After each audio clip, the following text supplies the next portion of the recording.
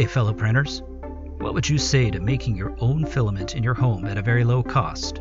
How about recycling something you likely already have around you into something useful? If this sounds interesting, tune in as I talk to you about PET filament made by a process called pultrusion and how you can make use of this really cool material. Chances are you deal with lots of PET or PETE bottles on a regular basis. Whether they be seltzer, soda, or juice bottles, you likely toss many of these in your recycling bin every week. Just look for the recycling symbol with a number 1 on it. But you may have heard that many of these don't actually get recycled. To be clear, I'm not an authority on the topic. However, there have been several reports detailing just how few plastics are actually recycled and the limits of what they can be recycled into. I won't get bogged down into all the details in this video, but rather link to some resources in the description below. Just in summary, plastics degrade each time that they are heated and usually can't be reused for the same function that they were initially used for, particularly for items in contact with food or drink.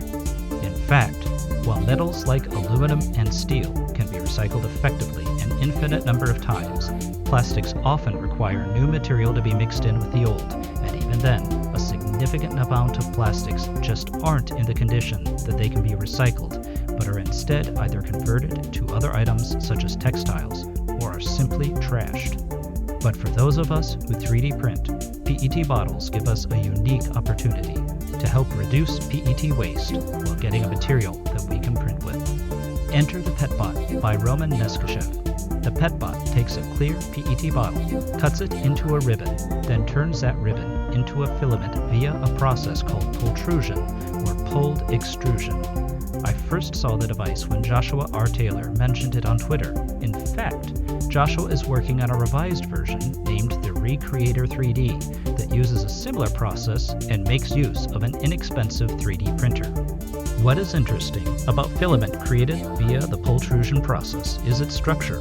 As the ribbon is made into a filament, it forms something of a hollow straw, meaning the amount of cross-sectional material is less than your standard filament. However, don't worry. A few changes to your slicer settings and you will likely have little problem printing this. How difficult is it to print? Thankfully, once you have your settings dialed in, it's quite easy. I was regularly getting results that were as clean as PLA, more clear than transparent PET sheet, and a hardness somewhere between the two.